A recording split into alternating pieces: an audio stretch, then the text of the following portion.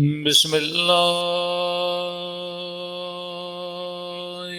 الرحمن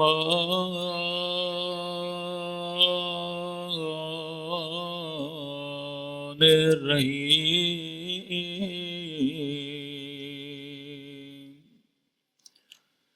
الحمد لله رب العالمين الحمد لله كما هو أهله الصلاة والسلام على سيد المرسلين وخاتم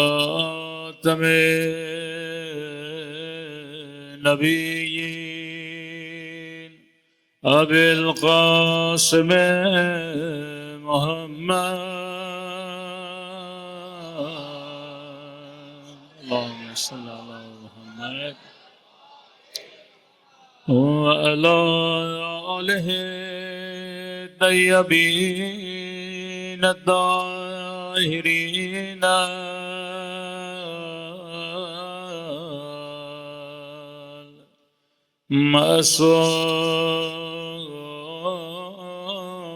معصومين سب کے دعا امام زمان اللهم كل وليك حجت ابن الحسن صلواتك عليه وعلى آبائه في هذه الساعة وفي كل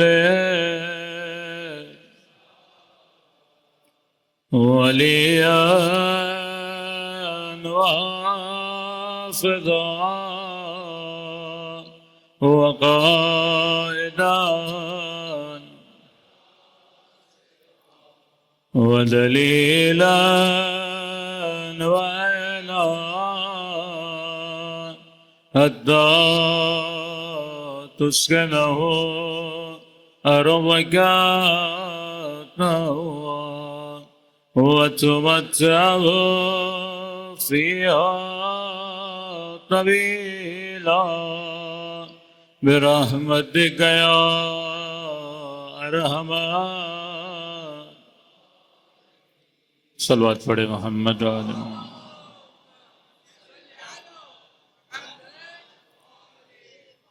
بسم اللہ الرحمن الرحیم رب اشرح لی صدری ویسر لی امری واحلل عقدۃ من لسانی یفقهوا قولی اما بعد فقد قال سبحانہ وتعالی فی محکم کتابہ بسم اللہ الرحمن الرحیم اہدنا الصراط المستقیم صراط الذین انعمت علیہم صلوات پڑھے محمد و آل محمد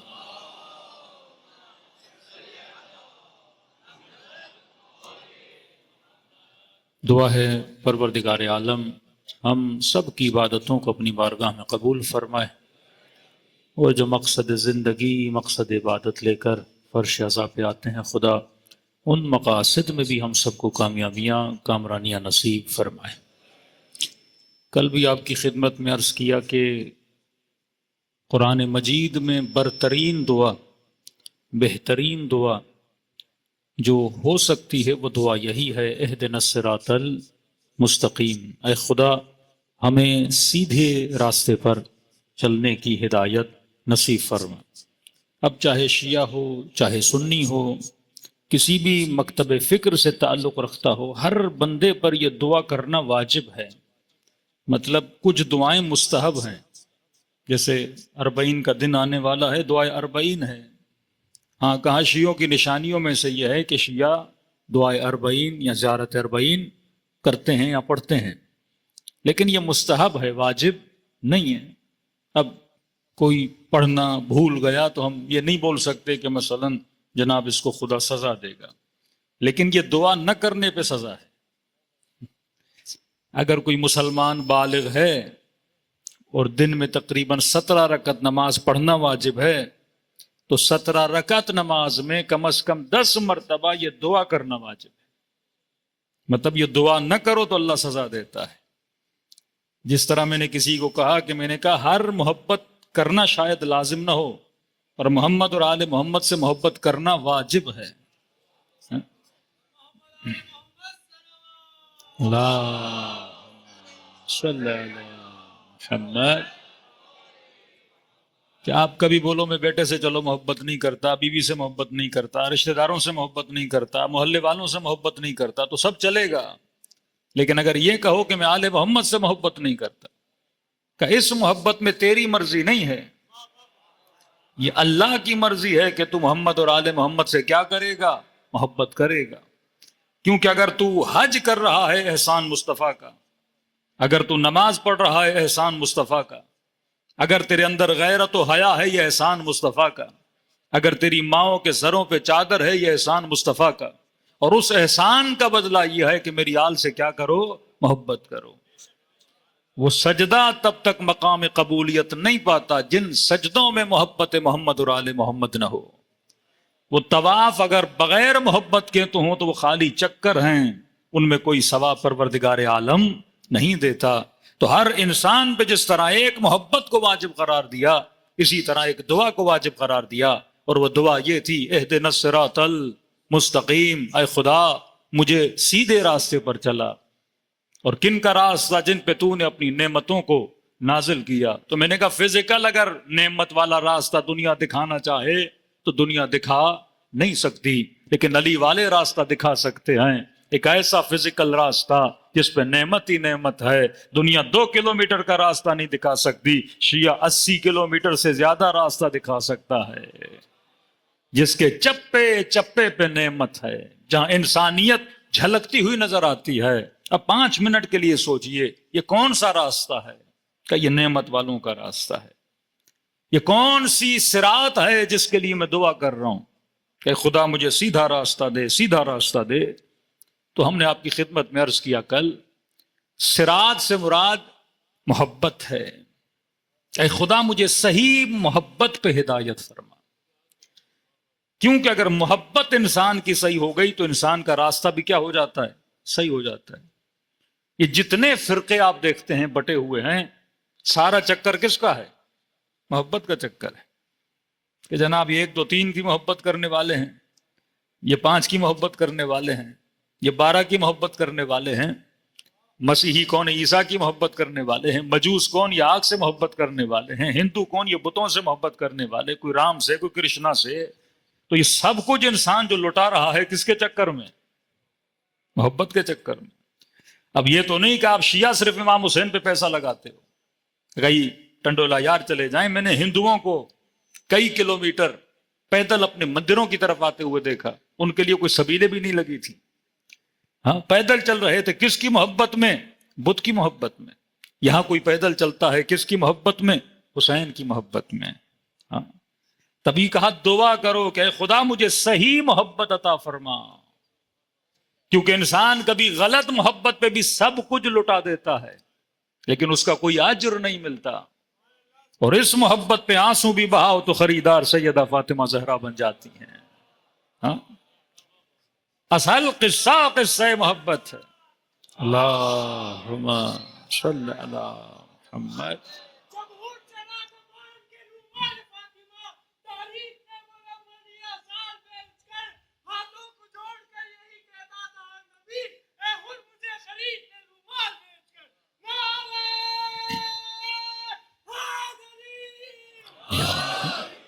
تو جس راہ کی ہم دعا مانگ رہے ہیں وہ راہ کون سی ہے؟ راہ محبت ہے۔ یہ صراط محبت اگر خالص ہو گئی تو انسان کی سمجھو دنیا بھی سنور گئی، انسان کی آخرت بھی سنور گئی۔ ہم صبح سے شام تک جو محنتیں کرتے ہیں، زحمتیں کرتے ہیں، واللہ اگر اولاد کی محبت نہ ہو تو انسان زحمت کیوں کرے؟ کسی نے چوتھے امام سے پوچھا کہ مولا یہ بچہ جو شکم مادر میں آتا ہے 9 مہینے ماں کو تکلیف دیتا ہے، جب پیدا ہو پھر بھی تکلیف دیتا ہے، جب تک یہ چلنے پھرنے کے قابل ہو پھر بھی ماں کے لیے باعث اذیت ہے۔ اس کا خیال کرو، اس کی اسکولنگ، اس کے کپڑے، اس کی ستھرائی، اس کی صفائی، کتنا مشکل ہے بچے کو پالنا۔ تو کہا کہ مولا ایک چیز سمجھ نہیں آتی کہ بچہ شکم میں بھی تکلیف دے رہا تھا، پیدا ہوا تب بھی تکلیف دی، بڑا ہوا تب بھی تکلیف دی، لیکن یہ نہیں سمجھ آ رہا کہ ماں اس کی خدمت کیوں کر رہی ہے۔ کیونکہ کہا حل جزاء الاحسان الا الاحسان، اگر کوئی آپ کے ساتھ نیکی کرے گا تو آپ اس کے ساتھ نیکی کرو گے۔ جس بچے نے ماں کے ساتھ کوئی نیکی کی ہی نہیں ہے، شکم میں آیا کون سی نیکی کی، پیدا ہوا کون سی نیکی کی، ہاں بڑا ہوگا کچھ ماں باپ کے لیے کرے گا، اس کی بھی کوئی گارنٹی نہیں ہے، لیکن یہ ماں پوری پوری رات جاگتی ہے۔ تو کہا مولا اس میں کمال کوئی بچے کا نہیں ہے کہ بچہ اتنا با کمال ہو کہ ماں اس کے لیے کچھ کرے۔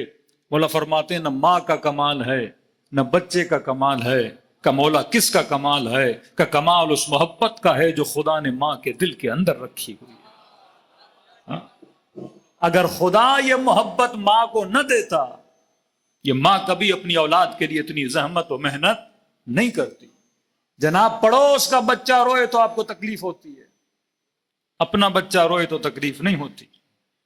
کسی اور کا بچہ روئے تو نیند خراب ہو جاتی ہے، لیکن اپنا بچہ روئے تو نیند خراب نہیں ہوتی، کیونکہ اپنے بچے سے کیا ہے، محبت پائی جاتی ہے۔ یہ دنیا کی ساری کڑیاں جب آپ جوڑتے جائیں گے، انسان کے وجود سے اگر محبت کو نکال دو تو گویا انسان کے وجود سے خوشی نکل جاتی ہے، انسان کے وجود میں محبت کو ڈال دو گویا انسان کے وجود میں خوشی آ جاتی ہے۔ یہ ایک بار آواز کو سیٹ کر دیں، بار بار اوپر نیچے ہو رہی ہے، صلوات پڑھیں محمد و آل محمد پر۔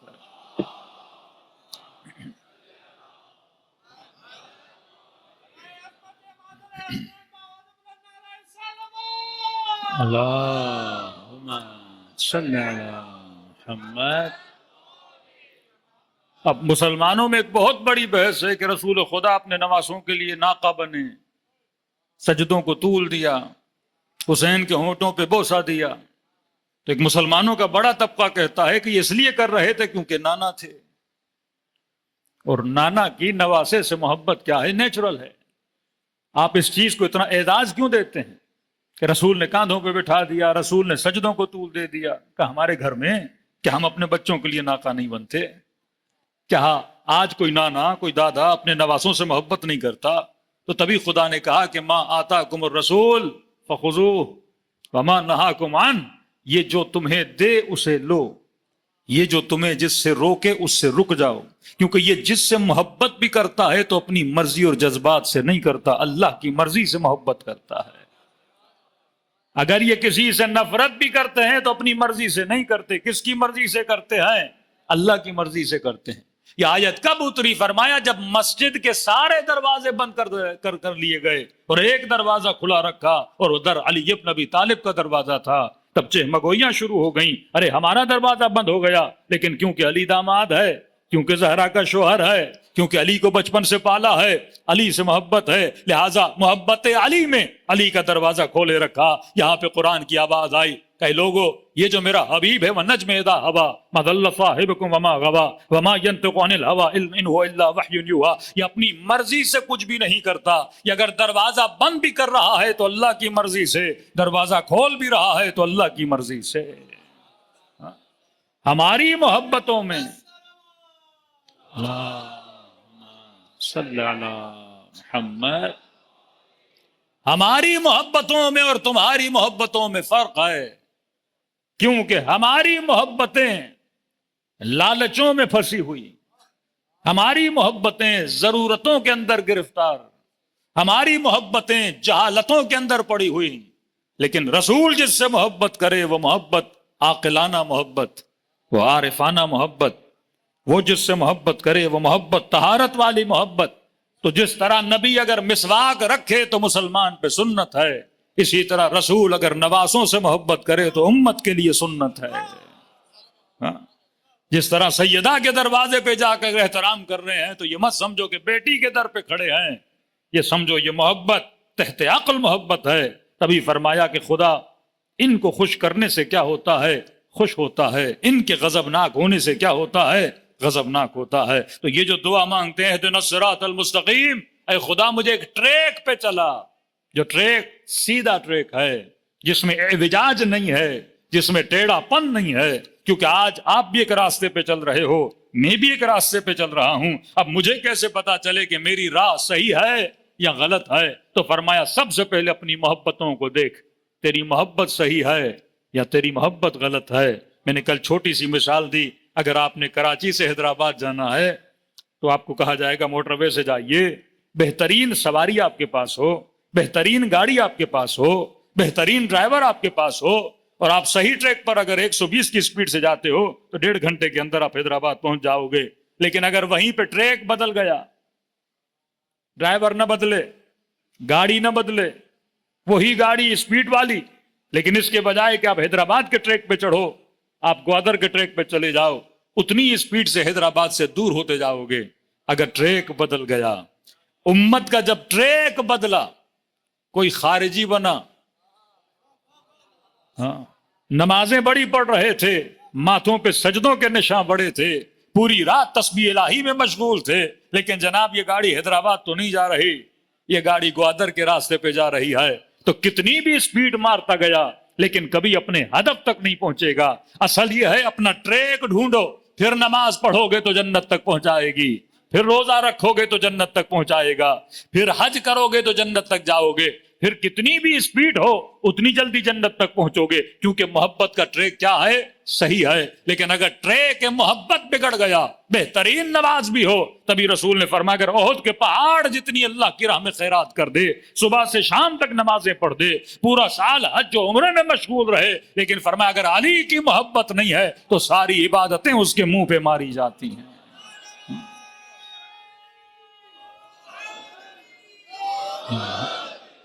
اصل محبت کا ٹریک ہے۔ ابھی کسی جوان نے کہا مولانا یہ جو حدیث ہے کہ جس کے دل میں آل رسول کی محبت ہے وہ جنت جائے گا، میں نے کہا یقیناً جنت جائے گا، یہ جناب سیدہ کا قول ہے، لیکن ایک تفریق کی بی بی نے شیعہ میں اور محب میں، لیکن یہ تو لازم ہے کہ محب جنت میں جائے گا ہی، تو اب کا کیسے جائے گا؟ عمل میں کمزور ہے، کبھی گناہ بھی کیے، کبھی نافرمانیاں بھی کی، کبھی ناچاکیاں بھی کی، تو میں نے کہا یہ بالکل ایسے ہے، بندہ ٹریک پر تو ہے پر گاڑی خراب ہے، گاڑی کی سپیڈ نہیں ہے۔ سپیڈ والی گاڑی کون سی؟ جس کی ہر پرزہ کیا ہو؟ صحیح ہو، ہاں نماز بھی اپنی جگہ پہ، حج بھی اپنی جگہ پہ، خمس بھی اپنی جگہ پہ، زکوٰۃ بھی اپنی جگہ پہ، نگاہیں بھی صحیح، زبان بھی صحیح، کان بھی صحیح، بدن بھی صحیح، اعضاء بھی صحیح، پوری گاڑی سیٹ ہے، ٹریک بھی اچھا ہے، محبت محمد اور آل محمد کا ٹریک ہے۔ اب ٹریک پہ بھی صحیح ہے، گاڑی بھی صحیح ہے، میں نے کہا اگر اسپیڈ سے جائے گا تو مالک کی طرح جنت پہ پہنچے گا، سلمان کی طرح جنت پہ پہنچے گا، ہاں جناب حبیب ابن مظاہر کی طرح جنت پہ پہنچے گا، جناب مسلم ابن اوسجا کی طرح جنت پہ پہنچے گا، جناب یزید ابن سبیت کی طرح جنت تک پہنچ جائے گا۔ لیکن میں نے کہا اگر گاڑی کے پرزے خراب ہیں، عمل خراب ہے، بھلے چاہے دھکا اسٹارٹ گاڑی ہو، ٹریک تو صحیح ہے، ہاں اس کو 1.5 گھنٹہ لگے گا پہنچنے میں، جس کی گاڑی خراب ہو پیدل چل چل کے پھر بھی ٹریک اگر صحیح ہے تو حیدرآباد تک پہنچ تو جائے گا۔ ٹریک صحیح ہونا چاہیے۔ اب پہنچنے میں برزخ کا سفر لمبا ہو سکتا ہے، گنہگار تھا، برزخ کا سفر اٹھتے بیٹھتے کانپتے کانپتے ہانپتے ہانپتے، لیکن بالآخر کہاں پہنچے گا؟ جنت تک پہنچے گا، کیونکہ ٹریک صحیح ہے۔ لیکن میں نے کہا شرط یہ ہے چلتا رہے، یہ نہیں کہ ہائی وے پہ بیٹھ ہی جائے، ہائی وے لے کر نہیں جائے گا، آپ نے کم از کم قدموں کو اٹھانا ہے، چند قدم چلانے ہیں، چلنا تیرا کام ہے، جنت تک پہنچانا حسین کا کام ہے۔ انسان کا ٹریک صحیح ہونا چاہیے، تبھی فرمایا من مات علی حب آل محمد مات شہیدا، جو اس محبت کے ٹریک پہ مر گیا وہ شہید ہو کے دنیا سے چلا گیا۔ خلاصہ زندگی دنیا کیا ہے؟ خلاصہ یہ ہے، خدا کہتا ہے دوسری محبتوں کے گلوں پہ خنجر چلا تب جا کے عاشق خدا بنے گا، کیونکہ یہاں ٹکراؤ محبتوں کا ٹکراؤ ہے۔ کربلا کیا ہے؟ محبتوں کے ٹکراؤ کا نام ہے۔ امام حسین نے کیا قربان کیا؟ اہل و عیال کو قربان کیا، اکبر کی محبت قربان کی، ہاں 4 سالہ بچی قربان کی، اپنے بیٹے زین العابدین کے ہاتھوں میں زنجیریں پڑیں، قربانی ہے نا۔ مد مقابل کون ہے؟ ابن سعد کس محبت میں حسین کا قاتل بن رہا ہے؟ شہر رے کی حکومت۔ یہ جب تاریخ کے خطبے پڑھتے ہیں تو انسان تعجب کرتا ہے کتنا کلام کیا امام حسین، ایک راوی ہے کربلا کا نام ہے ضحاک بن عبداللہ. جب مولا حسین مکے سے چلنے لگے تو فرمایا کون ہے اس راہ میں میرے ساتھ چلے میری مدد کرے. کچھ لوگ آئے کہ کہا امام حسین ہم آپ کی مدد کرنا چاہتے ہیں. تو مولا نے کہا کس طرح؟ کسی نے کہا میرا گھوڑا لے جائیں, کسی نے کہا میرے پیسے لے جائیں. امام فرمایا نہ تمہیں گھوڑوں کی ضرورت ہے نہ پیسوں کی. فرمایا اگر اس راہ میں میری مدد کرنا چاہتے ہو محجت ہے, یہ راستہ خون کا راستہ ہے. فرمایا یہاں جس میں یہ جرت ہے کہ اپنی جان دے سکے وہ اس راہ پہ چلے. اس سے کم میں حسین بن علی راضی نہیں ہوتے. یہ راہ ہے ہی شہادت کا راستہ, قربانی کا راستہ. تبھی آپ جتنے بڑے بڑے اپنے شہداء دیکھ لیں جن کو اللہ نے مقام شہادت نصیب کیا, شہید ابن جعفر سے, شہید حسینی سے, شہید قاسم سلیمانی سے, بڑے بڑے شہیدوں کو ان کے وصیت نامے پڑھیں گے, دعا یہی تھی کہ خدا ہمیں کیا عطا کر؟ شہادت عطا کر. ان کی شاعریوں میں رنگ شہادت ہے کہ علی والے کے لیے فرق نہیں پڑتا کہ موت اس پر آئے یا وہ موت پر آ جائے. یہ ہم لمحہ موت کے لیے کیا رہتے ہیں؟ تیار رہتے ہیں, کیونکہ یہ ٹریک ہی شہادت کا ٹریک ہے. یہ بالکل ایسا ہے کہ گاڑی کو جس طرح بوسٹ کیا جائے بہت جلدی جنت تک پہنچی جائے, تو شہادت وہ بوسٹر ہے جو انسان کو بہت جلدی کہاں پہنچا لیتا ہے؟ جنت تک. تو امام نے کہا نہیں, گھوڑے کی ضرورت نہیں. ایک شخص تھا جس کا نام ہے ضحاک بن عبداللہ. یہ طبری اگر تاریخ کربلا کو نقل کرتا ہے, آپ کے جتنے بھی مقاتل ہیں روایتوں کا سرا جس شخص تک پہنچتا ہے وہ ضحاک بن عبداللہ ہے. ضحاک بن عبداللہ مشروی امام حسین کے پاس آئے, عرض کیا مولا حسین میں آپ سے بہت پیار کرتا ہوں, لیکن مولا مجھے ایک چیز کا آپ سے اذن چاہیے, وعدہ چاہیے. آؤں گا آپ کے رکاب میں لڑوں گا, دشمنوں کو قتل کروں گا, لیکن ایک چیز, میں مرنا نہیں چاہتا. کیا مطلب؟ کہ میں تب تک آپ کا ساتھ دوں گا جب تک مجھے لگے گا کہ جنگ آپ کی سپورٹ میں جا رہی ہے. جب مجھے محسوس ہوا کہ ہر چیز ختم ہونے والی ہے میں جنگ سے نکل کے چلا جاؤں گا. امام فرمایا میں راضی ہوں, جہاں تک میرا ساتھ دینا چاہتے ہو میرا ساتھ دو. ضحاک کربلا میں آیا. روز عاشور جتنے خطبات امام حسین ضحاک نے لکھا. شب عاشور شاید یہ مصلحت الہی تھی کوئی بندہ کربلا سے زندہ جائے اور ہر واقعہ اور روایات کو لکھے. شب عاشور کہتا سب سے زیادہ جس آیت کی تلاوت ابا عبداللہ الحسین نے کی ہے وہ سورہ آل عمران کی 176 اور 178 نمبر آیت ہے, جس میں خدا بار بار کہتا ہے کہ اے یہود, اے نصارا, اے لوگو, اگر خدا تمہیں مہلت دے رہا ہے تو اس مہلت سے یہ نہ سمجھنا کہ خدا تم سے راضی ہے یا تم سے محبت کرتا ہے. اگر خدا نے حکمران آئے فاسق و فاجر کو 90 سال زندگی دی ہے, اس کا مطلب یہ نہیں کہ خدا ان سے راضی ہے. اگر خدا کسی کو کثرت مال دیتا ہے تو اس کا مطلب یہ نہیں خدا تم سے راضی ہے. اگر خدا کسی کو بڑے سے بڑا لشکر دیتا ہے تو اس کا مطلب یہ نہیں خدا تم سے راضی ہے. کہ بار بار اس آیت کو پڑھتے تھے کہ شمر چیخ اٹھا کہ حسین ابن علی اتنی آیت نہ پڑھو, یہ بار بار کس کو آیت سنا رہے ہو؟ ہمیں پتا ہے کہ اللہ ہم سے راضی ہے, اور کل اگر ہم مر گئے تو ہم شہید ہو جائیں گے اور جنت میں جائیں گے, اور تجھے مار دیا تو خدا بھی انعام دے گا اور دنیا میں بھی ہمیں انعام ملے گا. مولا پھر اس آیت کو پڑھتے تھے, اس مہلت کو اللہ کی رحمت نہ سمجھنا, یہ مہلت اللہ کی کیا ہے؟ آزمائش ہے. بار بار اس آیت کو پڑھتے رہے. ضحاک کہتا ہے ظہر عاشور ہوئی, سب سے زیادہ جو کربلا میں شہید پیاسا تھا وہ ابا عبداللہ الحسین تھے. نہ اکبر نے ایسی پیاس دیکھی, نہ عباس علمدار نے ایسی پیاس دیکھی جو پیاس امام عالی مقام نے دیکھی. کیوں؟ کیونکہ سب سے زیادہ جس نے کلام کیا تھا وہ امام حسین تھے. جو انسان زیادہ بات کرتا ہے اسے پیاس بھی زیادہ لگتی ہے. اتنے خطبے کا صبح عاشور سے لے کے ظہر عاشور تک لہجے ابا عبداللہ اور تھا, عصر عاشور لحن ابا عبداللہ اور تھا, وہ لحن سخت تھا. صبح عاشور رحمت کا لحن تھا. کہ قرآن میں ملتا ہے کہ بعض لوگ انبیاء پہ اعتراض کرتے تھے, مثلا حضرت موسیٰ پر اور آل حضرت موسیٰ کی قوم پر, کہ آپ کیوں آل فرعون کو اتنی نصیحتیں کرتے ہیں؟ تو اس میں حضرت موسیٰ جواب دیتے ہیں معذرتاً, فرمایا اس لیے ہم نصیحت کر رہے ہیں تاکہ قیامت کے دن ان میں سے کوئی عذر پیش نہ کرے کہ ہمیں سمجھانے والا کوئی نہیں تھا, ہمیں بتانے والا کوئی نہیں تھا.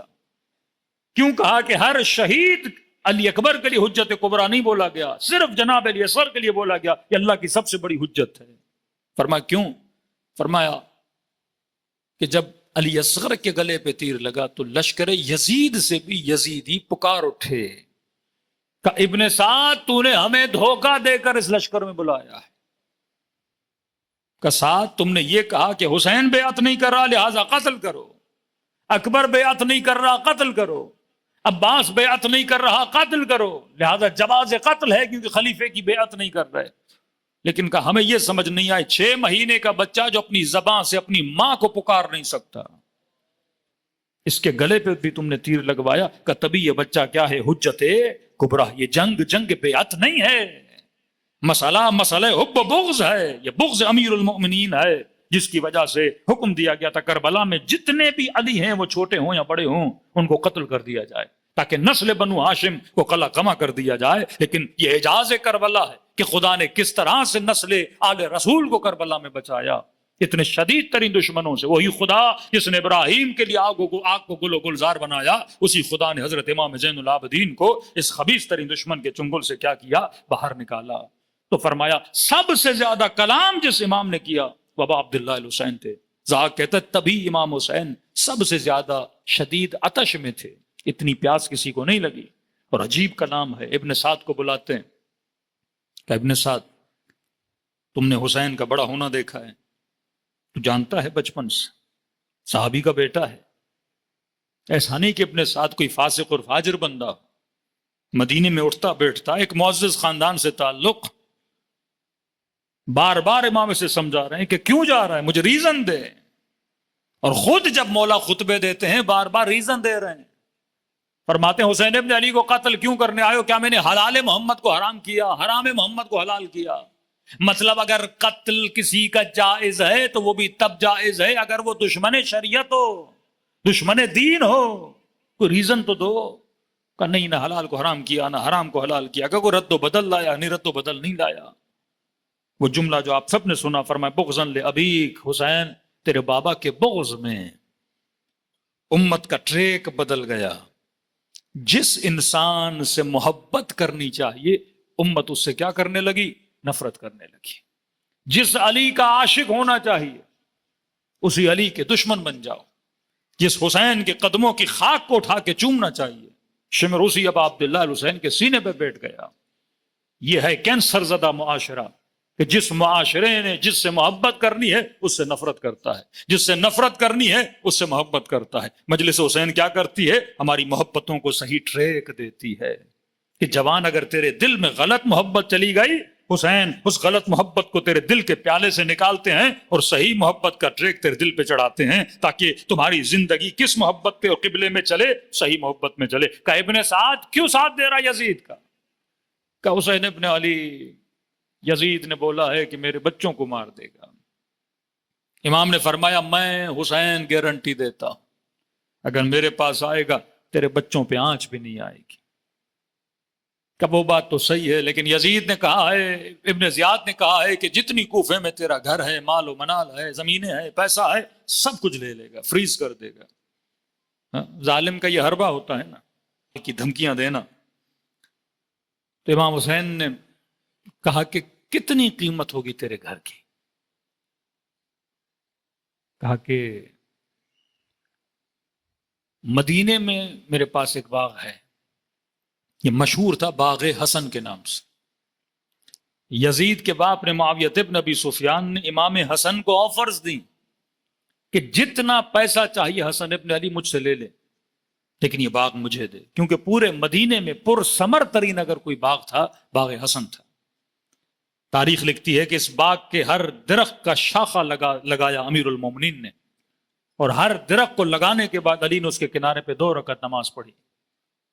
ایسا مقدس باغ، مولا فرماتے ہیں کہ میں لکھ کے دینے کو تیار ہوں کہ یہ باغ میں تجھے دے رہا ہوں جس کی قیمت تیرے گھر سے بھی کیا ہے، زیادہ ہے۔ حجت کو تمام کیا جا رہا ہے۔ فرمایا حسین چلو یہ بھی صحیح ہے، لیکن کیا کروں، یزید نے وعدہ دیا ہے شہر رے کی حکومت کا۔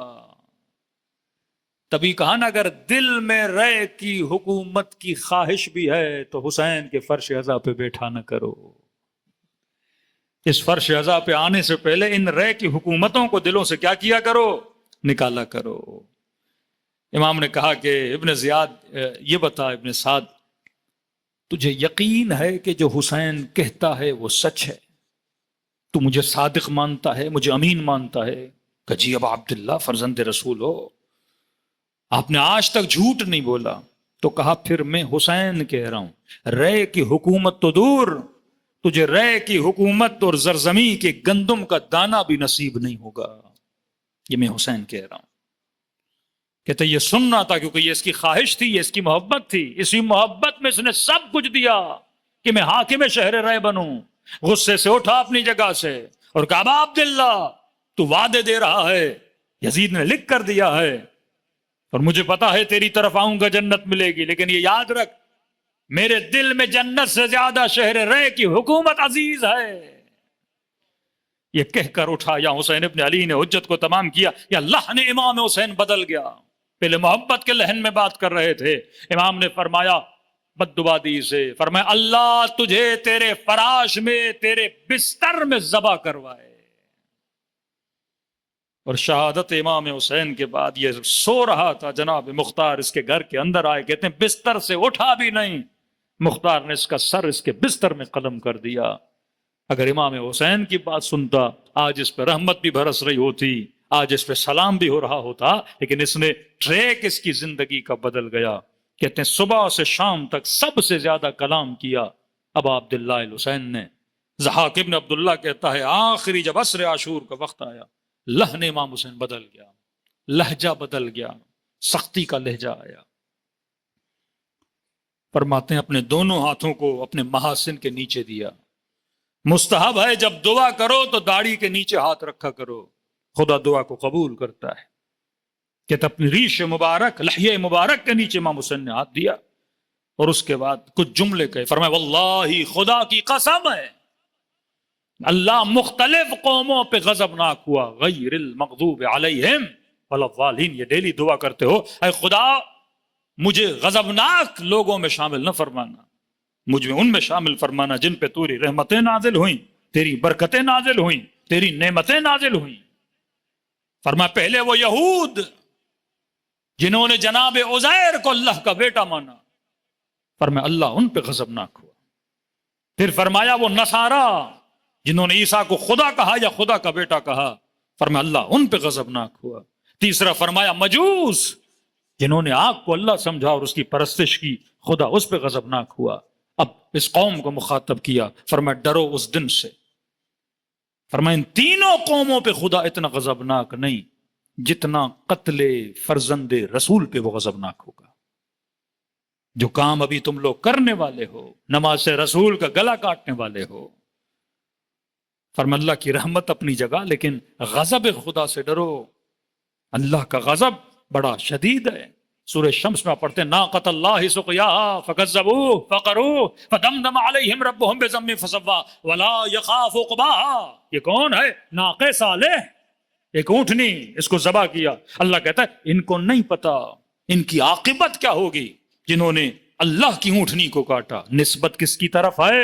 اللہ کی طرف ہے۔ لاکھوں اونٹنیاں کاٹ دو، اللہ غضبناک نہیں ہوتا۔ خدا اس اونٹنی پہ غضبناک کیوں ہو رہا ہے؟ فرمایا کیونکہ یہ ناقۃ اللہ ہے، اس کی نسبت اللہ کی طرف ہے، تو یہ شاعر اللہ میں ہے، یہ حسین نہیں، یہ نواس رسول ہے، اس کی نسبت فاطمۃ الزہرا کی طرف ہے۔ فرمایا ہر خطبے میں کبھی کہتے تھے حلال کو حرام کیا، حرام کو حلال کیا، پھر کہتے تھے کیا مجھے نہیں جانتے، میں وہ ہوں جو علی کا بیٹا، میں وہ ہوں جو فاطمہ کا بیٹا، میں وہ ہوں جو خدیجۃ الکبریٰ کا بیٹا، میں وہ ہوں جو فرزند رسول ہوں۔ فرمایا اپنا تعارف کرواتے تھے، کہیں نہ کہیں ان کے دل میں خوف خدا پیدا ہو جائے۔ فرمایا اللہ کے غضب سے ڈرو۔ اور کیا کیا خدا نے ان کے ساتھ؟ آپ بنو امیہ کی تاریخ پڑھیں گے پریشان ہو جائیں گے۔ جناب مختار نے ایک ایک سے پوچھا کہ بتا تم نے کون سا گناہ کیا؟ جس شخص نے کہا کہ میں نے حسین کے بدن پہ گھوڑے دوڑائے، کہتے ہیں مختار نے حکم دیا، زندہ تھا کیسے زمینوں پہ لٹاؤ اور ان کے اوپر زندہ تھے ان کے اوپر گھوڑے دوڑوائے۔ اس سے زیادہ اشد عذاب، یعنی یہاں بھی بدبختی سے مرے اور آخرت میں تو اشد عذاب ہے۔ دوسرے سے پوچھا تم نے کیا کیا تھا؟ کہتا ہے حسین نہر تک پہنچے تو تھے حضرت عباس کے بعد، لیکن میں نے حسین کو پانی کے قریب نہیں آنے دیا، پانی نگاہوں کے سامنے تھا لیکن میں نے حسین کو نہ پینے دیا نہ پانی اٹھانے دیا۔ ضحاک کہتا ہے اس شخص کو امام حسین نے بد دعا دی تھی کہ تو جتنا بھی پانی پیے گا خدا تیری پیاس کو کبھی بجھائے گا نہیں۔ کہتے ہیں یہ اپنے گھر میں اپنی زمین پہ گول گھومتا تھا، اتنا پانی پیا پیٹ اس کا سوج گیا، لیکن چیختا تھا اللہ تاش اللہ تاش اللہ تاش۔ لوگ کہتے تھے پانی پی تو رہے ہو، کہتا حسین کی بد دعا مجھے یاد آ رہی ہے، جتنا پانی پیتا ہوں لیکن میری پیاس بجھنے کا نام نہیں لیتی۔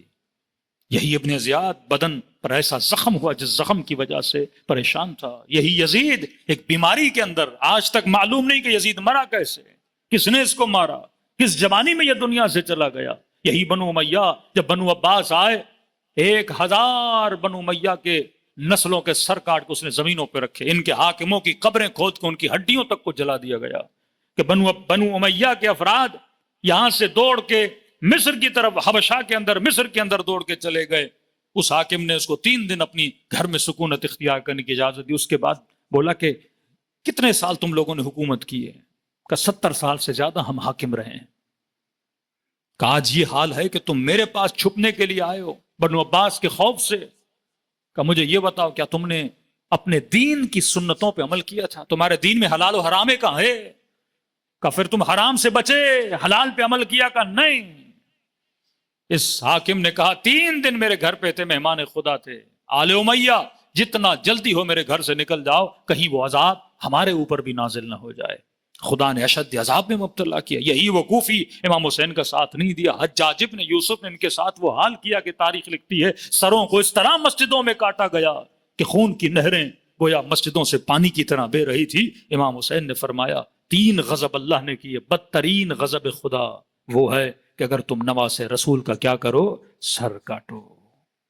تاریخ کربلا بتاتی ہے جنہوں نے صحیح محبتوں کا انتخاب کیا ان میں سے کوئی حر بنا، جنہوں نے غلط محبتوں کا اختیار کیا وہ ابن ملجم تھا یا وہ شمر تھا یا وہ ابن زیاد تھا یا وہ ابن سعد تھا۔ تو آج ہمیں یہ سمجھنا چاہیے کہ میری محبت صحیح ہے یا غلط ہے۔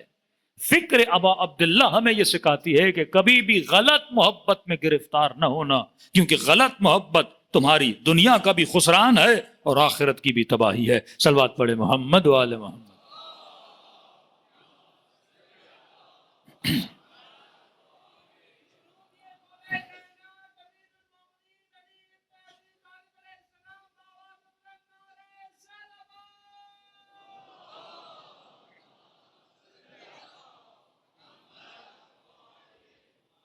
میں نسل جوان کے لیے ایک چھوٹی سی مثال دوں گا۔ ہمارے استاد بڑی پیاری مثال دیتے تھے۔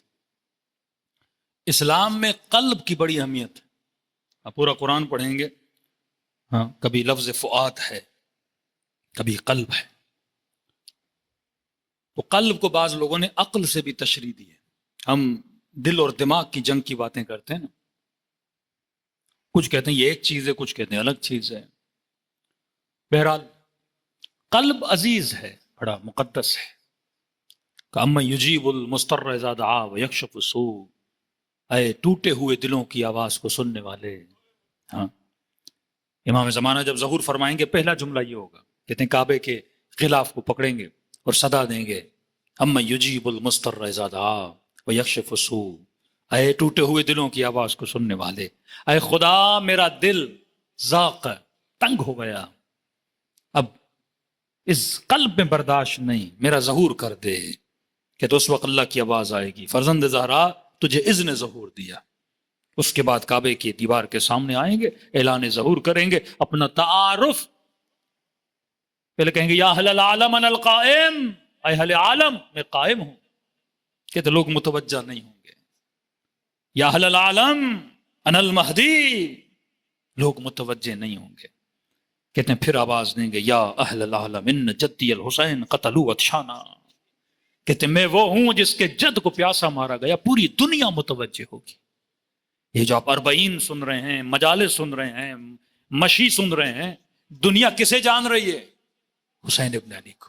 کرسچنز، مسیحی، ہندو، ایک وقت دنیا میں آئے گا کہ آپ دنیا کے کسی کونے میں چلے جاؤ گے، پوچھو گے حسین، تو کہیں گے ہاں مسلمانوں کا، ان کے نبی کا نواسا ہے جسے کربلا میں پیاسا مارا گیا تھا۔ اس قدر پیغام حسینی پھیل جائے گا کہ امام زمانہ اپنا تعارف کس سے کروائیں گے؟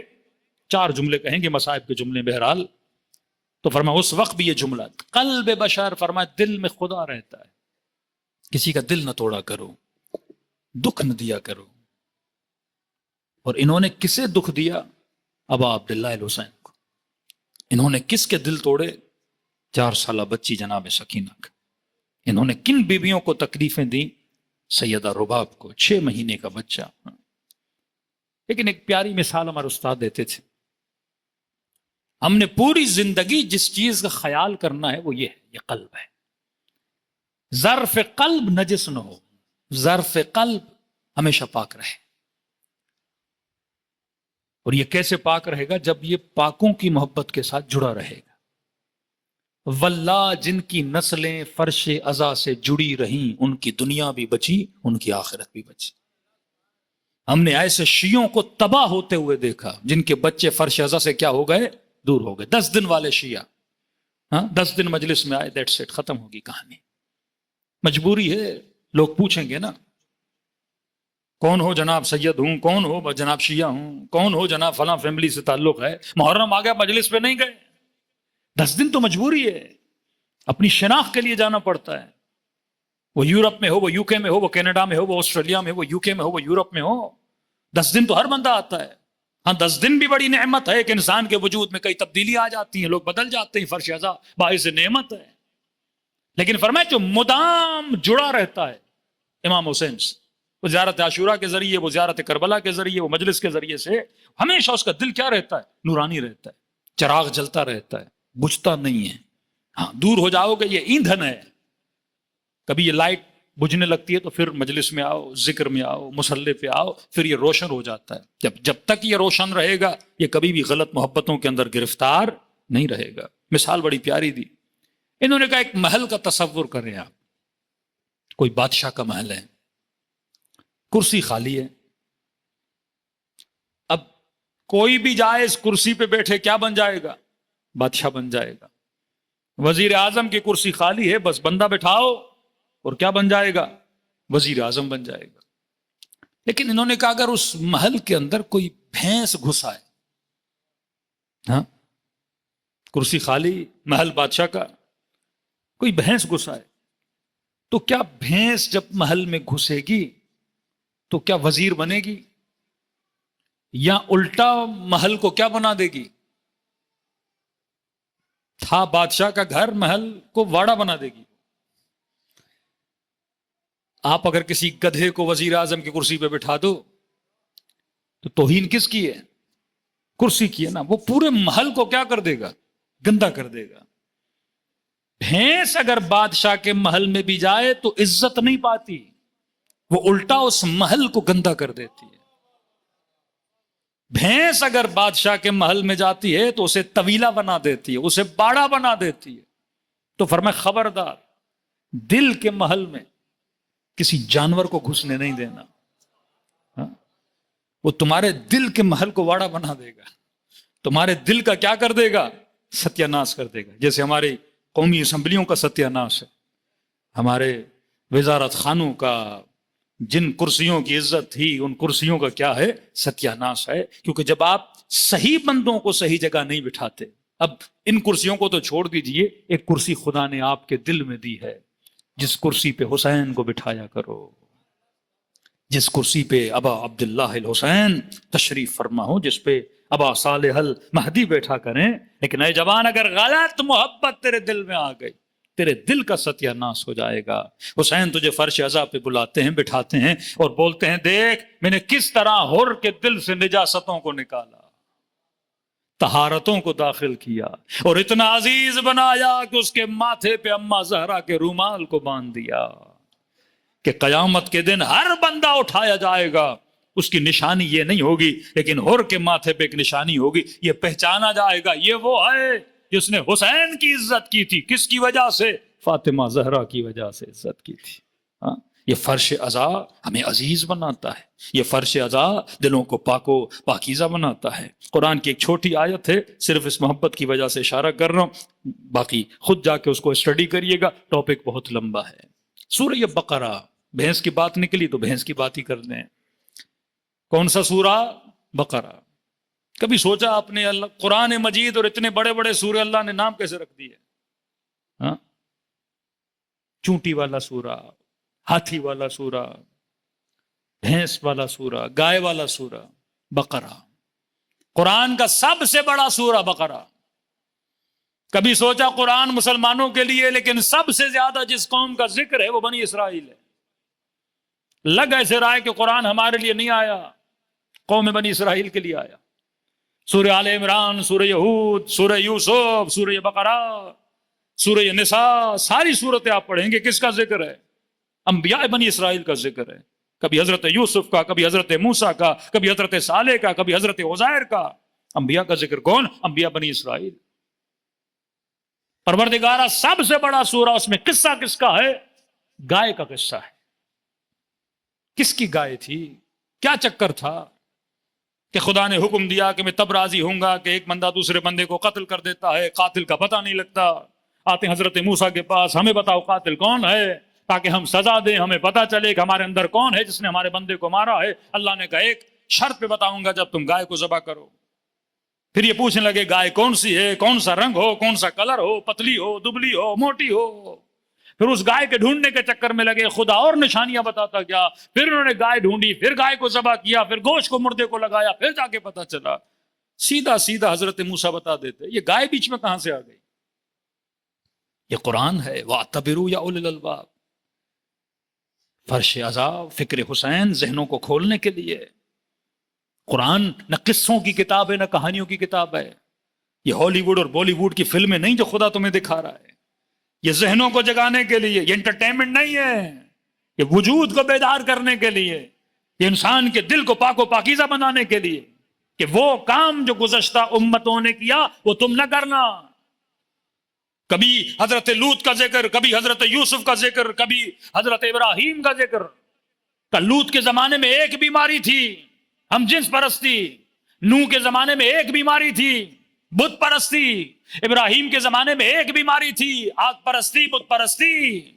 ہر نبی کے زمانے میں ایک بیماری پائی جاتی تھی، لیکن جس زمانے میں تو رہے گا یہاں ساری بیماریاں ہوں گی، ساری چیزیں اکٹھے تمہاری نسلوں کی طرف آئیں گی۔ ہم جنس پرستی بھی ہوگی، بت پرستی بھی ہوگی، انا پرستی بھی ہوگی، ذات پرستی بھی ہوگی، مال پرستی بھی ہوگی، قتل انسان بھی ہوگا۔ پہلے صرف یہ تھا یذبحون ابناءہم ویستحیون نساءہم، فرعون مارتا تھا، بچوں کو قتل کرتا تھا۔ آج قتل نسل بھی ہے، آج قتل نفس زکی بھی ہے، آج LGBT بھی ہے، آج تمہاری نسلوں کو ہر بے حیائی کے اندر ڈالا جا رہا ہے۔ یہ سارا خفقان، یہ ساری بیماریاں، تب ایک نبی ایک بیماری، اگر 1,00,000 کم 24,000 انبیاء تھے، جو جو بیماریاں ان کی قوموں میں تھیں وہ ساری بیماریاں آخر زمان میں آ جائیں گی۔ اور فرمایا اب اس تلا تمہیں گمراہی میں تجھے کون بچائے گا؟ ان الحسین مصباح الہدی والسفینۃ النجات، یہ مجلس حسین جو کشتی بنے گی، تیری نسلوں کو اٹھائے گی اور ان گمراہیوں سے نکالے گی۔ اب تیرا بچہ امریکہ میں رہے، آسٹریلیا میں رہے، یورپ میں رہے یا پاکستان میں رہے، دنیا ایک ولیج بن جائے گی، اور یہ حسین کی کشتی ہے۔ اور کشتی کہاں بنتی ہے؟ فرش عزا پہ بنتی ہے، مجلس حسین میں بنتی ہے۔ اور اگر اس کشتی کو چلتا ہوا دیکھنا ہے تو 40 حسین میں چلے جاؤ، کس طرح انسان کی فطرت 40 میں جاگ جاتی ہے۔ وہ نگاہ شہوت نہیں، وہ نگاہ کنجوسی نہیں، وہ ایثار کا جذبہ، قربانی کا جذبہ، انسانیت کا جذبہ۔ ایسے لگتا ہے کہ انسان نہیں، یہ فرشتے ہیں جو چل رہے ہیں، یہ کھلانے والے معمولی انسان نہیں۔ کون اتنا سخی بن جاتا ہے؟ یہ حسین کی کشتی ہے جو تجھے نور بنا رہی ہے، یہ حسین کی کشتی ہے جو تجھے اصلی فطرت کی طرف پلٹا رہی ہے۔ اور جیسے اس کشتی سے نکل کے اس تلا تم کے اندر آؤ گے، پھر یہ دنیا کی نجاستیں، یہ دنیا کی خباثتیں، یہ تمہاری نسلوں کو کہاں سے لے کر کہاں لے کر چلی جائیں گی۔ یہ تمہاری حیا کو چرا لیں گی، تمہاری غیرتوں کو چرا لیں گی، یہ تمہیں امن پسند نہیں ظلم پرست بنا دیں گی۔ فرمایا یہ حسین کی کشتی ہے۔ تب ایک بیماری۔ اب آؤ سورہ بقرہ، سوچو خدا نے یہ کیوں کہا؟ فرمایا یؤمنون بالجبت والطاغوت۔ کبھی بنی اسرائیل گھر میں فراغت ہو، بچوں کے ساتھ بیٹھ کے انہیں بنی اسرائیل سنایا کرو، کیونکہ رسول نے فرمایا بالنعل بالنعل، جو کچھ بنی اسرائیل نے کیا وہ سب کچھ میری امت کرے گی۔ گلے کاٹے میری امت کاٹے گی، ظلم کیا میری امت کرے گی، فسق کیا میری امت کرے گی، نفاق تھا میری امت کرے گی. وہ ساری بیماریاں نبی نے فرمایا وَالنَّعْلُ بِالنَّعْلِ. حضرت ہارون کو نہیں مانا، وہی امت نے کام کیا اور علی بن ابی طالب سے منہ کو پھیر لیا. وہ سارے ظلم فرمایا یہ ساری امت کرے گی. عبرت حاصل کرو کہ تم ان کاموں میں شریک نہ ہو جانا. فرمایا یؤمنون بالجبت والطاغوت. یہ کون تھے بنی اسرائیل؟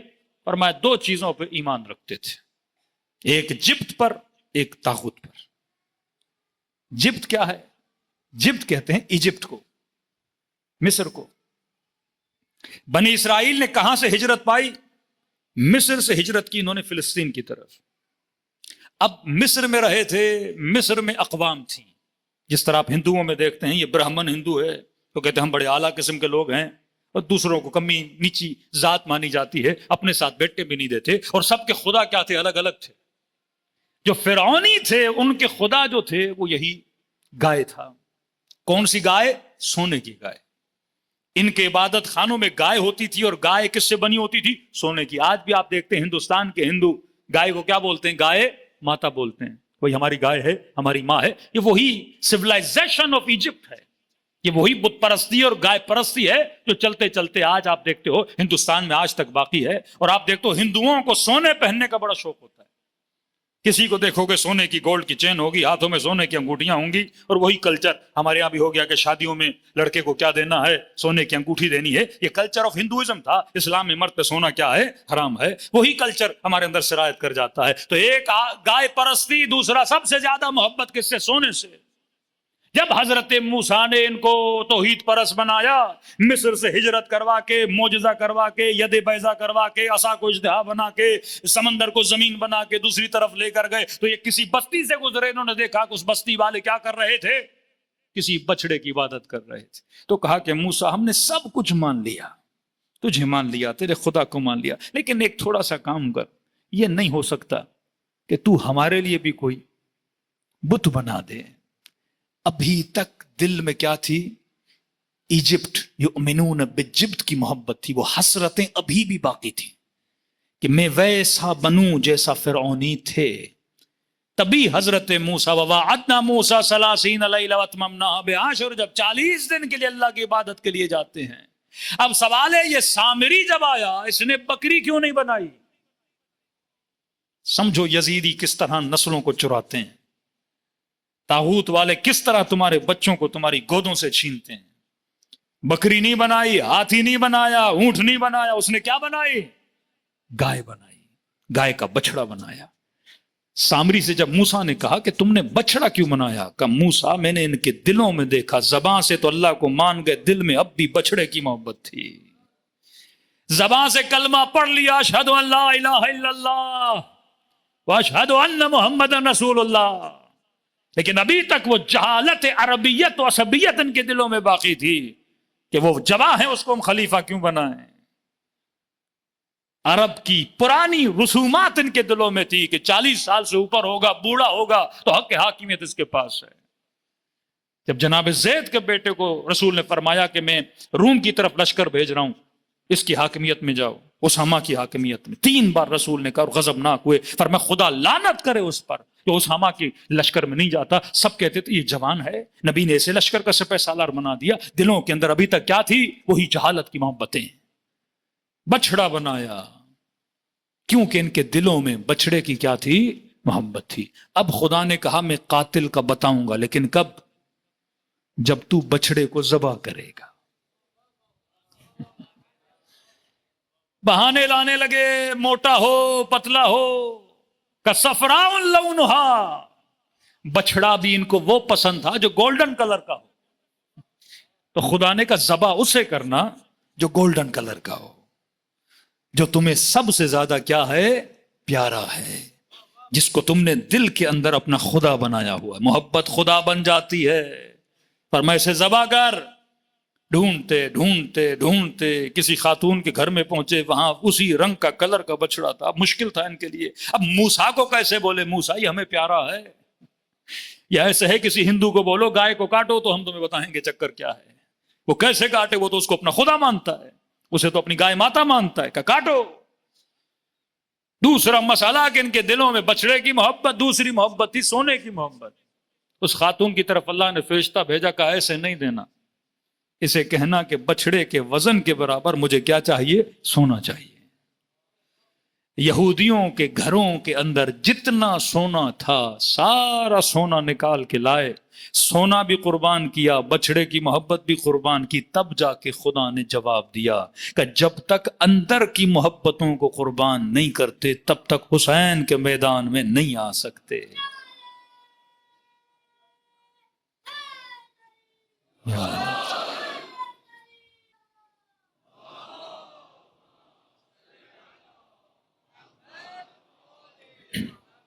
اب کربلا جب جاتے ہو اربعین پہ کیا ہوتا ہے؟ محبتیں قربان ہوتی ہیں. آسائش پسند ہے، قربان. گرمی پسند نہیں، قربان. پاؤں کی تکلیف پسند نہیں، چھالے آ گئے. مال ہر کسی کو پسند، لگا لیا. ہمارے دوست ہیں تقریباً پاکستانی، 30 کروڑ کا موقع بنایا انہوں نے. 30 کروڑ کون لگاتا ہے بھائی؟ 30 کروڑ کہ نہیں. اس راہ میں کیا دینی ہے؟ قربانی. آنسوں کی قربانی، تکلیف کی قربانی. ماتم کرتے ہو تو بدن کو مارتے ہو نا. آسائش پسند ہے، تکلیف کس کو پسند ہے؟ ہر چیز کیا کر رہے ہو؟ قربان قربان قربان. بچوں کو لے جاتے ہو، چھوٹے بچہ ہے، گرمی ہے، کیوں لے کے جا رہے ہو؟ عاشورہ حسین ہے. ہاں، بندہ اپنے بچے کو نہیں دیکھتا. مائیں بہنیں بچے بوڑھے سارے کہاں چل رہے ہیں؟ کربلا کی راہ پہ. کبھی بم دھماکے جسم قربان ہو جاتے ہیں، راہ کو نہیں چھوڑنا. ہاں، صرف کربلا کیسی، کراچی میں بم دھماکے ہوئے نا، کسی نے علم نہیں چھوڑا، کسی نے راہ نہیں چھوڑی، کیونکہ یہ راہ ہے ہی کس کی راہ؟ قربانی کی راہ.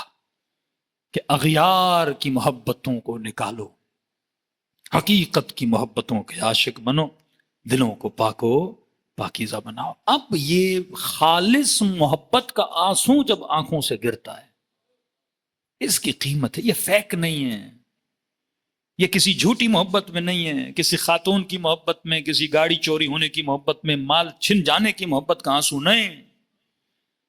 یہ حسین کے عشق کا آنسو ہے. اب کا اس خالص آنسو میں اتنی طاقت ہے کہ یہ جہنم کی آگ کو بجھا سکتا ہے. میں نے کئی مجالس میں یہ واقعہ سنایا. دیکھو آپ کا خلوص ہے تو امام حسین تو دگنا آتے ہیں نا آگے. کہ آپ 1 قدم آؤ، ہم 10 قدم آتے ہیں. بہت بڑا تاجر تھا. عیب ہر کسی کے اندر ہے.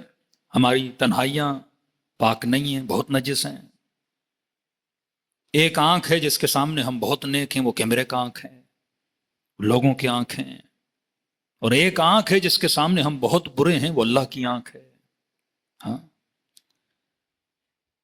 عیبدار تو یہ بھی تھا، لیکن ایک خوبی اس کے اندر تھی.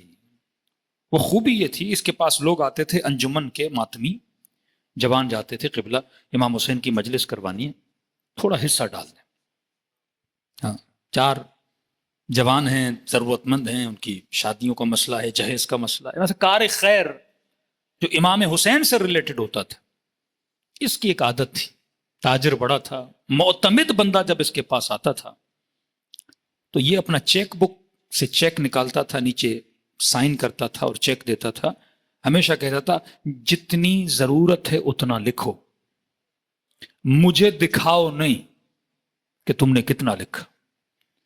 کہتا ہے پوری زندگی، اب آنے والے بھی معتمد تھے، کوئی 10 لاکھ لکھ کے لے گیا، کوئی 20 لاکھ، کوئی تمہاری مرضی ہے. بلینک چیک دیتا تھا کہ میں نے آج تک حسین سے حساب و کتاب نہیں کیا کہ کل میرے ذہن میں بھی رہے کہ مولا میں نے آپ کی مجلس کے لیے 10 لاکھ دیے تھے، مولا میں نے 1 لاکھ دیے تھے. ہمارے ایک دوست مولانا تھے، وہ کہتے ہیں مولانا مجلس کے بعد لفافے ملتے تھے، کہ میں نے کبھی کھولے ہی نہیں مولانا تاکہ مجھے یاد بھی رہے کہ کہاں سے کیا ملا، کتنا ملا. کہتا ہے اس نے کبھی بھی چیک جب سائن کیا، کبھی اس نے نوٹ بھی نہیں کیا کہ اگلے بندے نے رقم کیا لکھی. اس کا بیٹا کہتا ہے بابا کی عادت تھی اور دنیا سے چلا گیا. ہاں. دیکھو زندگی کا پتہ نہیں لگتا. میں نے کہا نا، پیسہ اس راہ میں خرچ کرو جو خالص ہو، آنسو اس راہ میں بہاؤ جو خالص ہو. دنیا کا ہر انسیڈنٹ آپ کے لیے کیا چھوڑ کے جاتا ہے؟ ایک عبرت چھوڑ کے جاتا ہے. اسی پاکستان کے ایک بہت بڑا بزنس مین، سب نے سنا ہوگا، 10 کروڑ کی نمبر پلیٹ خریدی اس بندے نے. ینگ تھا، 10 کروڑ بڑی رقم ہے بھائی، صرف گاڑی کی نمبر پلیٹ 10 ملین میرے خیال میں اس نے دیے، 10 کروڑ کی نمبر پلیٹ خریدی، اور نمبر پلیٹ خریدنے کے بعد 20-25 دن میں کینسر ہوا اور دبئی میں وہ بندہ مر گیا۔ اب 10 کروڑ کہاں ضائع ہو گئے؟ ریاکاری میں، ایک پلیٹ کے چکر میں ضائع ہو گئے۔ اور یہ چیکوں پہ سائن کر کے دیتا تھا کس کی راہ میں؟ حسین ابن علی کی راہ میں۔ محبت ہے نا، آپ ایک محبت کے چکر میں 10 کروڑ دے رہے ہو کہ پوری دنیا میں میرا نام ہو جائے کہ میں نے نمبر پلیٹ خرید لی۔ بھائی جناب کتنے کی؟ 10 کروڑ کی نمبر پلیٹ ہے، نہ اس نے انڈے دینے ہیں، نہ اس نے آخرت بنانی ہے، نہ اس نے دنیا بنانی ہے، صرف لوگوں کو دکھاوے کے لیے۔ اور ایک بندہ وہی پیسہ ہے، وہ پیسہ دے رہا ہے حسین کے موقف کے لیے، 4 غریبوں کے لیے، 4 یتیموں کے لیے، 4 مومنوں کے لیے۔ ایک آنسو ہے جو شاید کوئی چرسی موالی کو نشہ نہ ملے، روئے کہ مجھے وہ تھوڑا سا نشہ دے دو۔ پھر ایک آنسو وہ ہے جو اللہ کی راہ میں بہے، دونوں آنسوؤں کی قیمت ہے، ذائقہ ایک ہے، اسی آنکھ سے بہتا ہے، اسی چربی سے نکلا ہے، لیکن ایک آنسوؤں کے خریدار ملائکے ہیں، ایک آنسو ضائع ہو جاتا ہے۔ اس کا بیٹا کہتا ہے میرا بابا دنیا سے چلا گیا، تھا خطا کار، کہتے کئی دنوں کے بعد میں نے اسے خواب میں دیکھا، تو دیکھتا ہوں کہ برزخ کے باغوں میں سے ایک باغ میں بیٹھا ہے اور بڑے پرتعیش حساب و کتاب میں بیٹھا ہے۔ تو میں نے فوراً کہا کہ بابا اتنی آسان تھی موت؟ آپ کی زندگی میں کئی عیب بھی تھے، اتنی آسانی سے گزر گئے؟ تو کہا بیٹا اتنا آسان نہیں تھا جتنا آپ سمجھ رہے ہو۔ تو کہا پھر برزخ کی جنت، نعمتیں، باغات؟ کہ میرے لال جب مجھے قبر سے اٹھایا گیا، نام اعمال اتنا بھاری تھا، گردن میں ڈالا گیا، ایسے لگ رہا تھا جیسے میری کمر ٹوٹ جائے گی، مجھ سے چلا نہیں جا رہا تھا۔ حساب و کتاب لینے والے ملائک میرے سامنے کھڑے تھے۔ کہتا اتنے میں میدان محشر میں ابا عبداللہ الحسین کا آنا ہوا، امام حسین کا آنا ہوا۔ آتے ہیں جب آپ گرمیوں میں راتوں کے اس پہر میں ابا عبداللہ الحسین کو یاد کر رہے ہو، تو کیسے ممکن ہے وہ قبر کے اندھیروں میں نہ آئیں؟ کیسے ممکن ہے وہ برزخ کی گرمی میں نہ آئیں؟ کہا گئے اور فوراً ملائکوں سے پوچھا کیا ماجرا ہے؟ کہ مولا نام اعمال تو دیکھیے۔ کہتا بیٹا واللہ جس طرح میں رقم کے بغیر دیکھے چیک پہ سائن کرتا تھا، حسین نے میرے نام اعمال کو دیکھا ہی نہیں اور حسین نے سائن کیا کہ اسے آگے بھیج دو۔ جیسے حساب تو کرے گا حسین کے ساتھ، ویسا حساب ابا عبداللہ الحسین کرتے ہیں آپ کے ساتھ۔ کہ تخلقوا یا علی، تخلقوا باخلاق اللہ، اپنے وجود کو اخلاق الہی میں بدل لو۔ کہ ایک قدم آؤ ہم 10 قدم آتے ہیں، ایک آنسو، ایک تو روایت میں نے پڑھی مچھر کے پر کے برابر اگر آنکھیں گیلی ہو جائیں، وہ فرمائے اس اشک میں خلوص ہو تو خدا انسان کو اور انسان کے گناہوں کو بخش دیتا ہے۔ اور یہ راتیں بہت بڑی راتیں ہیں، 40 کی راتیں۔ اپنے بچوں کو زیارت 40 پڑھائیں، اجتماعی طور پہ پڑھیں تو اور زیادہ ثواب ہے۔ نماز 40 ہے، 2 رکعت اس کو پڑھیں۔ عاشورہ کا دن، 40 کا دن، شب قدر کا دن، یوم عرفہ کا دن، یہ کچھ خاص دن ہے سال میں 6-7 دن، ان دنوں کو کوشش کیا کریں عبادت الہی میں، ذکر ابا عبداللہ حسین میں مشغول رکھیں۔ فرمایا کثرت سے ان دنوں میں میرے بابا کو سلام کرو۔ فرمایا کیونکہ عاشورہ کے دن میرا بابا ترس گیا تھا، کوئی میرے بابا کو سلام نہیں کرتا تھا۔ امیر المومنین گھر تشریف لائے، سیدہ نے فرمایا کہ علی میں نے سنا لوگ تجھے سلام نہیں کرتے۔ فرمایا نبی کی بیٹی آپ سلام کی بات کرتے ہو، میں علی سلام کرتا ہوں کوئی میرا جواب نہیں دیتا۔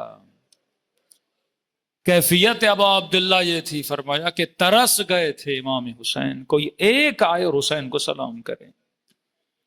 فرمایا شیعو جب تم میں سے کوئی سلام کرتا ہے میرے بابا کے کلیجے کو ٹھنڈک ملتی ہے، دلوں کو کربلا لے جائیں۔ یہ دن ماں کی گود میں بچہ تھا، بچی کے پاس بابا تھا، ماں کے پاس بیٹے تھے، لیکن اب جب مدینے پہنچے تو جھولیاں اجڑ چکی تھی۔ اب نہ آنکھوں کی وہ کیفیت رہی، نہ بدن کی وہ کیفیت رہی۔ جن کو سلام آتا ہے میرے ساتھ پڑھیں، جنہیں نہیں آتا نام حسین تو سب کو آتا ہے، سب مل کے السلام على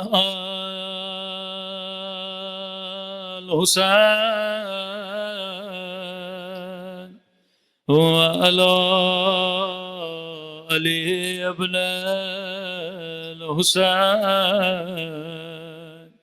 وعلى أولاد وعلى صحابہ سب مل کے السلام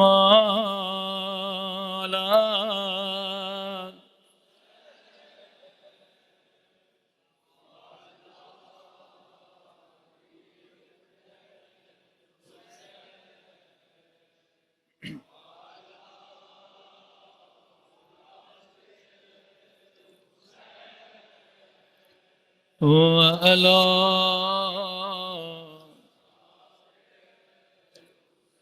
سب مل کے السلام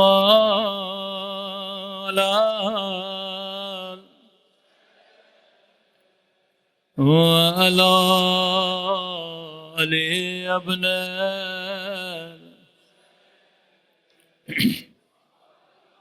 آواز میں تھوڑا ڈیلے دیں آواز میں وعلى صحابہ میرا سلام ہو زینب کی لٹی ہوئی چادر پہ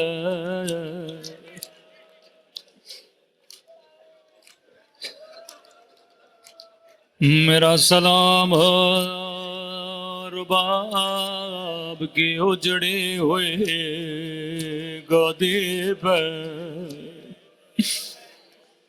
کل میں نے ایک سلام پڑھا امام زمانہ کا سلام زیارت ناہیہ کا جملہ تھا فرمایا میرا سلام ہو ان ننے سے رخساروں پہ جن کا رنگ بدلتا رہا یہ نہیں کا رنگ بدل گیا بلکہ بدلتا رہا کبھی شمر کے تماچوں نے رنگ نیلا کیا کبھی ظالم کے تماچوں نے رنگ سیاہ کیا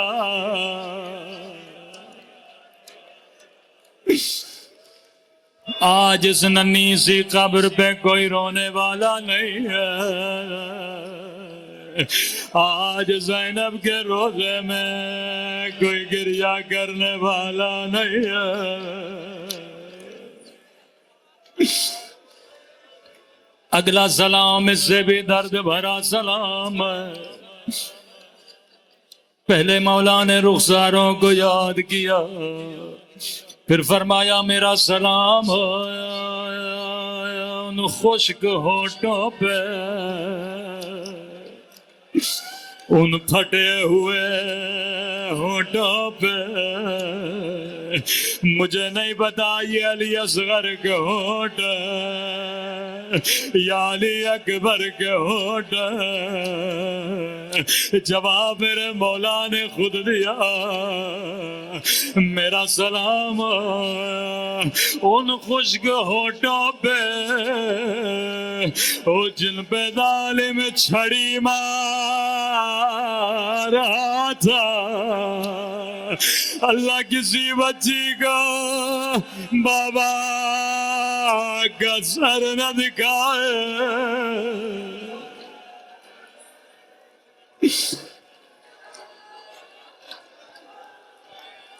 اللہ کسی بچی کو بابا کی کٹی گردن نہ دکھائے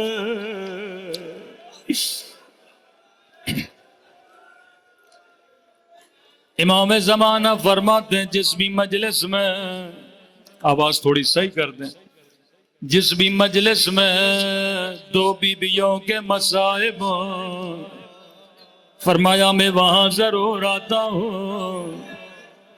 ایک فرمایا میری 4 سالہ سکینہ، دوسرا فرمایا میری پھوپھی زینب۔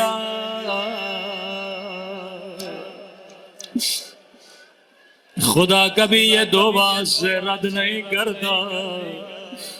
ایک 4 سالہ بچے، دوسرا سیدہ زینب کے مسائل، لقب ہے شریکۃ الحسین۔ پہلا سلام امام نے رخساروں کو کیا، دوسرا سلام پھٹے ہوئے ہونٹوں پہ کیا، تیسرا سلام فرمایا میرا سلام ان زخمی کلائیوں پہ جنہیں رسیوں سے باندھا گیا تھا۔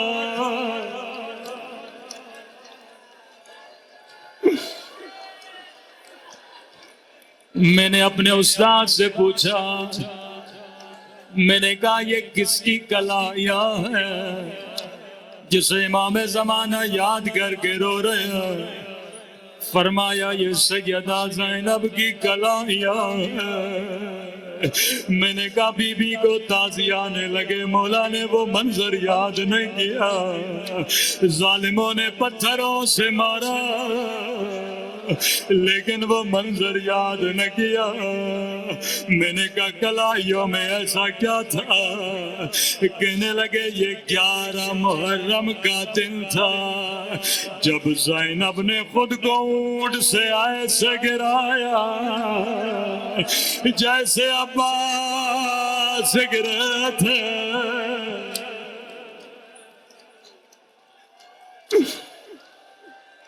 او 11 محرم کو زینب ایسے گرے او جیسے عباس گرے تھے۔ شاید کوئی بچہ کہے مولانا کیا پڑھ رہے ہو؟ زینب کے تو بازو سلامت تھے، عباس کے بازو سلامت نہیں تھے۔ میں نے کہا جواب میں نہیں دوں گا، امام زمانہ زیارت الہیہ میں فرماتے ہیں او میرا سلام ہو میری ان پھوپھیوں پہ او جن کے ہاتھوں کو ان کی گردنوں سے باندھا گیا تھا۔ او زینب ایسے گری جیسے عباس گرے تھے۔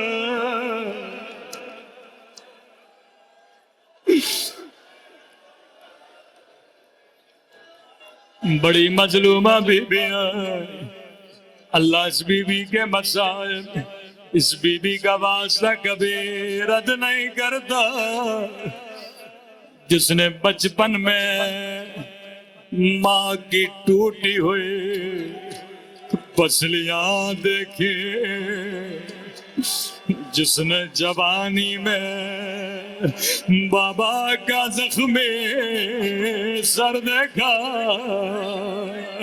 جس نے بھائی کے 2 کفن دیکھے، ایک کفن پہ تیر لگے تھے، لیکن ہاں یہی سیدہ زینب ہے۔ بی بی فضہ کہتی ہیں جب بھی کوئی لاشا خیموں میں آتا تھا سب سے پہلے بی بی زینب جاتی تھی۔ اکبر کا لاشا تھا، فرمایا ٹھہر جا حسین میں زینب بھی آتی ہوں۔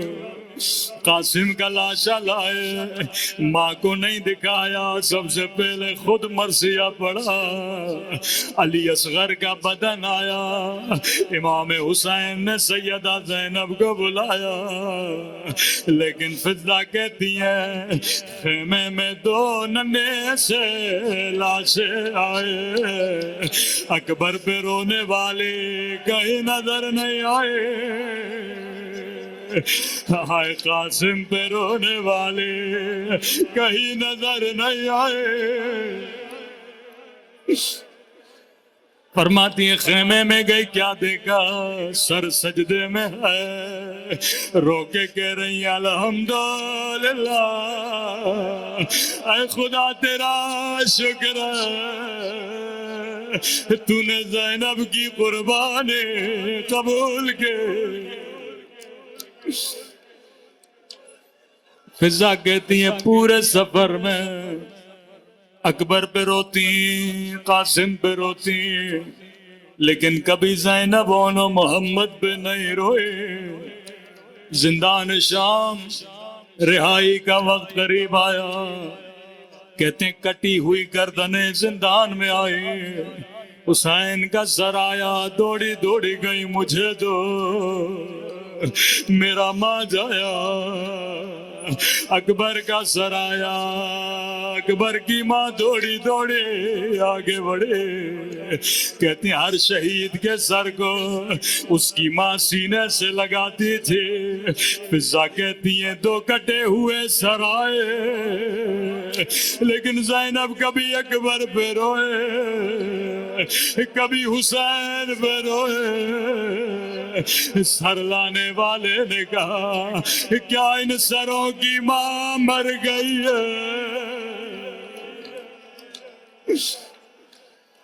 فضا نے کہا مجھے دو یہ میرے بیٹے ہیں کہتی ہیں بی بی زینب کے پاس لے گئے بی بی کیا بچوں سے ناراض ہو پورے راستے بچوں پہ روئی نہیں ہے کہنے لگی اماں فضا میں علی کی بیٹی ہوں زینب جو ایک مرتبہ دے دے پھر واپس نہیں لیتے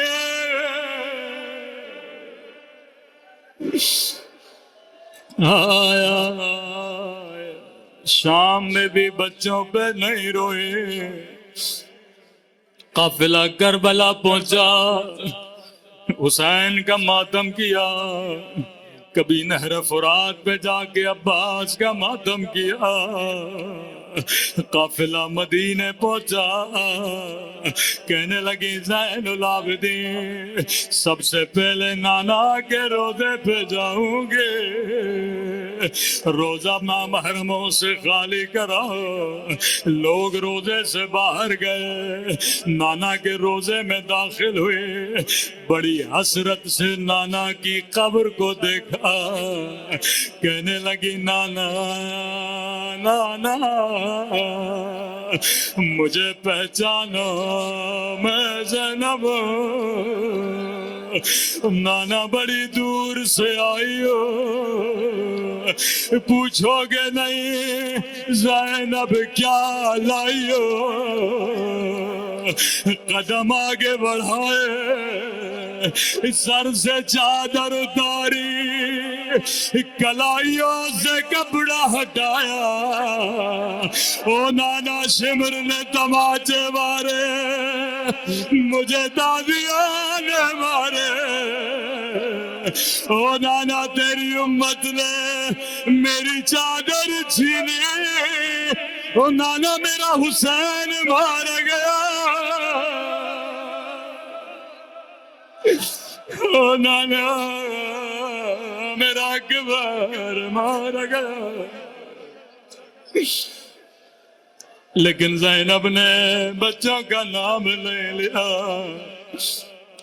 نانا کے روزے سے باہر آئے سیدھا جنت البقیع ماں کی قبر پہ بیٹھی راوی کہتا ہے کوئی لمبے مصائب نہیں پڑھے ایسا کام کیا قبر زہرا میں زلزلہ آیا ایک مرتبہ خون بھرا گردہ نکالا ماں کی آواز آئی او زینب گردہ ہٹا دے رو کے کہا ماں تجھ سے گردہ دیکھا نہیں جاتا او میں نے 70 قدموں سے وشمر جالس علی صدرے او اماں سینے پہ بیٹھا تھا